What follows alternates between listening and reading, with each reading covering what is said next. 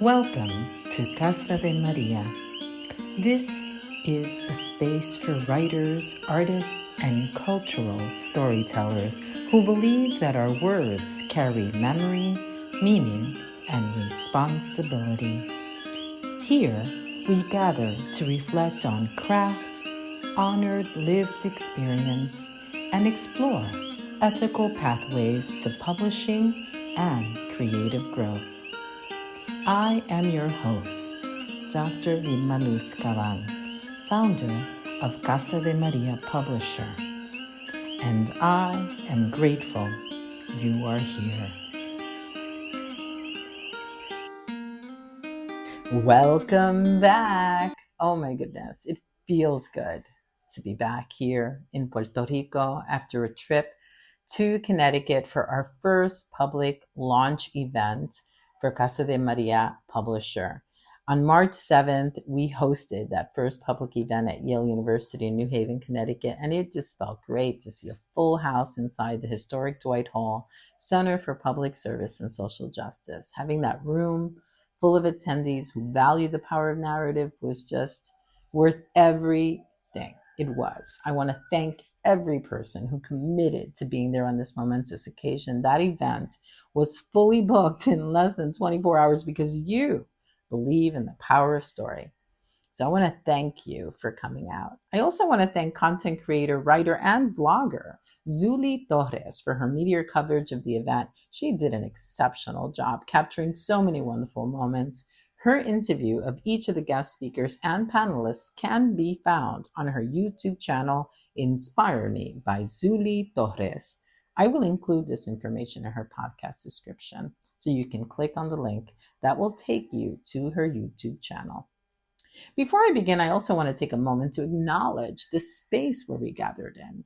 Dwight Hall Center for Public Service and Social Justice has long been a place where questions of responsibility, service, and justice are taken seriously. It is a space that was shaped by students, educators, and community partners who understand that knowledge alone is not enough, that learning carries an obligation to act. And so for generations, this hall has held those tough conversations about equity, civic engagement, and leadership. It has supported work rooted in community care, accountability, and the belief that institutions must remain in dialogue with the communities that they serve. And that history matters to Casa de María Publisher, because when we talk about the power of story and social justice, we're not just speaking in abstraction. We are speaking in a space that has witnessed people grappling with injustice and asking what their role should be in addressing it. And we ask ourselves that all the time of our writers. We also gathered during Women's History Month, a time that's set aside to remember the women whose courage reshaped public life, often long before their voices were welcomed in the historical record. And many of these women did not set out to make history. They set out to tell the truth about the conditions that they were living in or witnessing.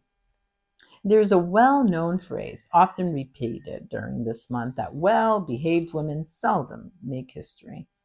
Well, the point is that progress rarely begins in that comfort zone, and it begins when someone is willing to speak what has not yet been acknowledged.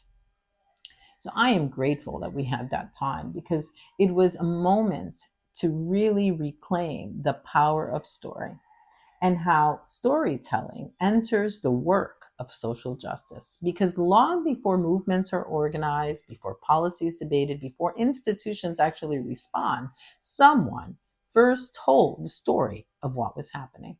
So stories are foundational to what we call real work, that tough work.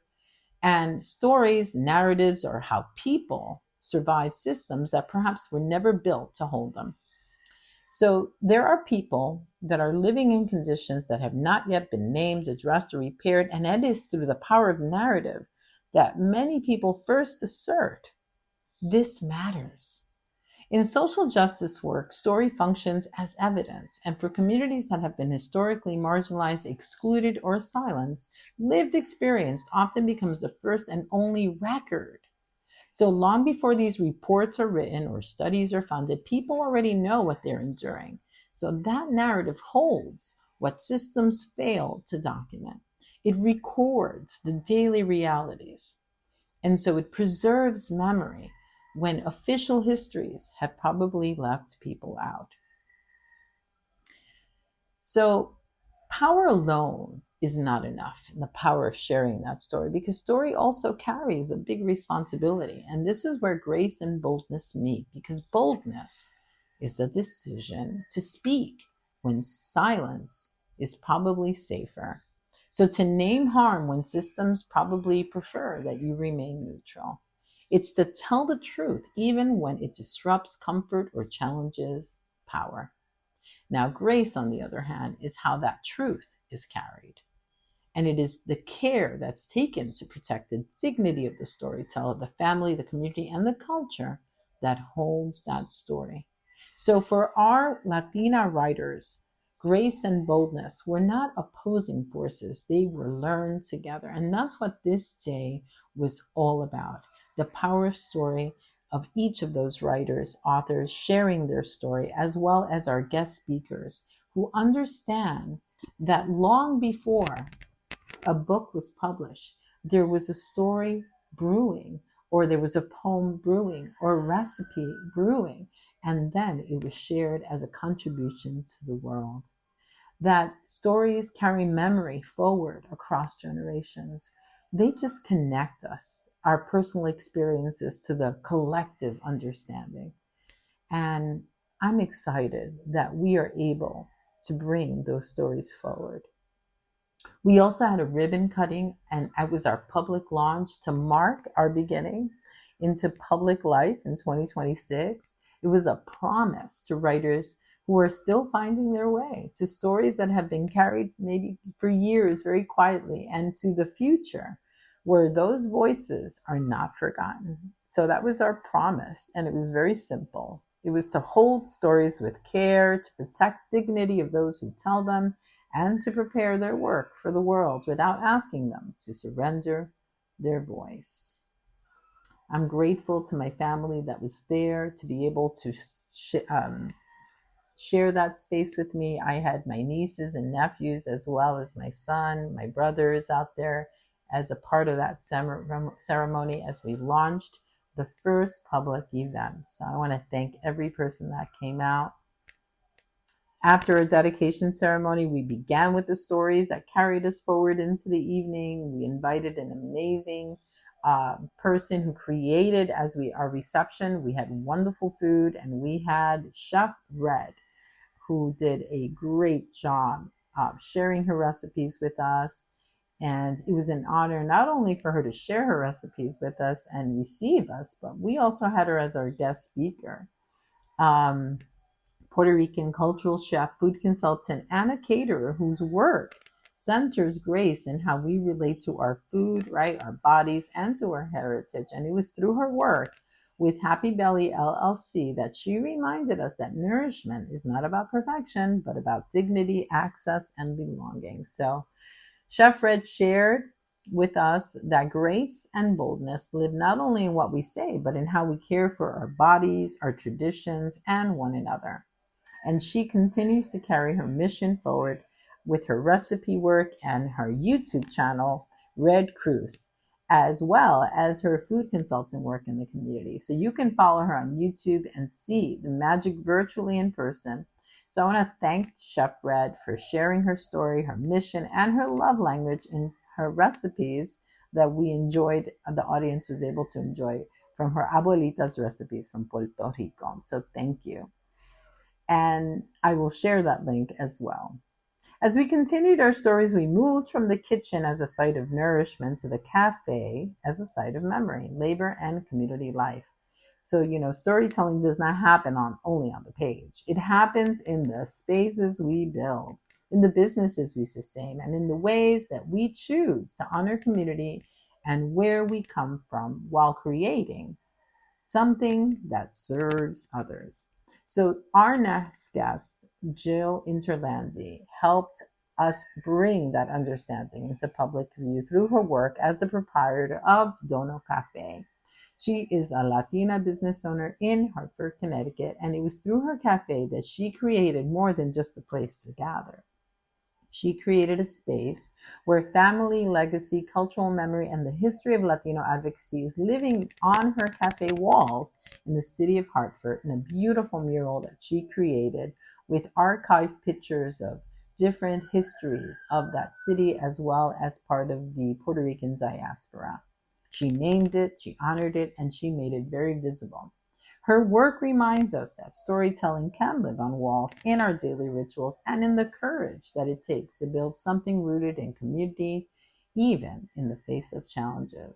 So I want to thank Jill Interlandi for building her business from ground up, knowing full well that it was grounded in culture, resilience, and collective care. Thank you for your contribution and for opening up your space to community organizations and authors like me that needed a space to not only gather work, but to prompt community, to celebrate journeys and milestones. So I want to thank her for opening up her space to author Daisy Plaza and myself in October to raise awareness about domestic violence as we hosted our author meet and greet in her cafe. Thank you, Jill.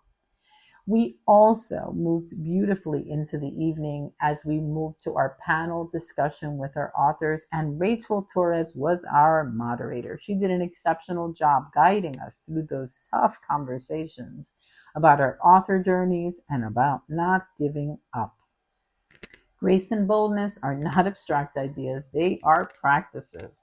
They shape how stories are told, how they are held, and how they move into the world. So Rachel is someone who truly understands that and is deeply aligned with those themes of exploring story as witness, education as responsibility, and dialogue as a part of public practice. She is a high school global history educator whose professional journey has taken her into many learning spaces across the United States and Europe.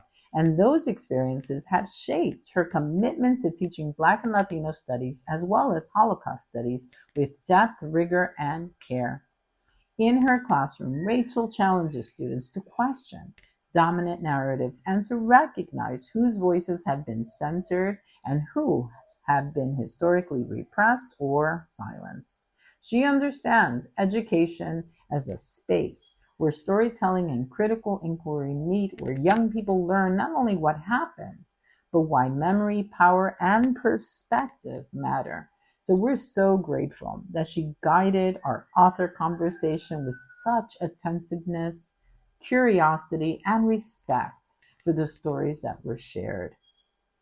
She shared how grace and boldness reflect two qualities that frequently coexist in this work: grace and how writers hold their histories, their families, and themselves, and boldness in the choice to speak openly, to take those writers' risks, and to claim space for stories that regrettably are too often marginalized or misunderstood. So she invited each of the authors to share their author journeys, and we are so grateful she did.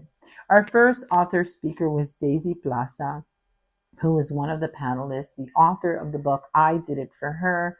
Daisy talked about her journey. She is a Connecticut-based author who is now relocating to Oklahoma, and she's also featured in La Casa de María Publisher podcast, episode 7, After Survival, Choosing Voice. So I want to thank Daisy for being a part of that. She did an exceptional job sharing about her writer's journey. Daisy read some excerpts from her book, and she talked about the challenges of writing a memoir, honoring her journey, but being mindful of community and the different needs. So Daisy shared some also amazing news of how her book was showcased on Broadway, Bright Lights, in New York City, with an amazing group of authors that are about making a beautiful impact for change. So you can purchase Daisy's book on Amazon or in Barnes & Noble. I will share the link in this description. Our second author panelist was Jacqueline Santiago, and in episode 11 of La Casa de María Publisher podcast, Write, Reflect, and Reimagine, I sat down with nationally recognized violence prevention leader and youth advocate Jacqueline Santiago for a conversation about voice, service, and the legacy that grows from speaking when silence often felt safer. So Jacqueline is a respected author, community leader, and advocate whose work centers on youth empowerment, organizational leadership, and personal development.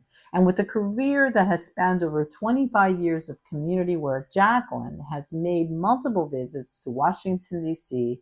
to share her expertise in violence prevention field with the White House as well as the U.S. Department of Justice. During our Grace and Boldness event, she shared a writing piece in which she reflects on two murals that we spoke earlier in that episode, and how that recognition and celebration really brought her to find ways to continue digging deep to support community leaders and agents for change. She was one of those inspirational faces on the brick walls. And during our discussion, she's talked about the challenges that young girls face not finding their voice, especially when they are in very compromising or dangerous situations. She shared her personal story of tapping into that inner strength to speak up and to support victims of violence. Talked about the healing power of writing and how she hopes future writers can tap into that inner strength. And you can find Jacqueline's writing in two wonderful anthology series, Becoming Her, A Woman's Path to Purpose, Self-Love, and Fulfillment, and another great anthology by Greenheart Living Press, Live Your Optimal Life, a Transformation Anthology. So thank you, Jacqueline, for encouraging the next generation of writers. I will have those links in our description. Now, during the Grace and Boldness Latina Voices for Change panel discussion, I was asked a question that writers often hear: and where did your writing journey begin? That one was tough. And I realized that my writing journey did not begin on the page. It began with my mother, Maria. And as a young girl, I was part of a quiet plan to leave an abusive home. My mother worked in secret as a seamstress in the Lower East Side of Manhattan, and she left after my stepdad would go to work, and she would try to get back right before he came home. So everything really depended on timing. And we had to thrive in silence, and we had to trust each other with that plan. So I was her accomplice. I cared for my younger brothers. I helped maintain that rhythm of the home. I made the rice. I made all the house feel like my mother had been there the whole time. You know, a little oil in the pan, a clove of garlic, voila. It was about just making it feel like she had never left the home.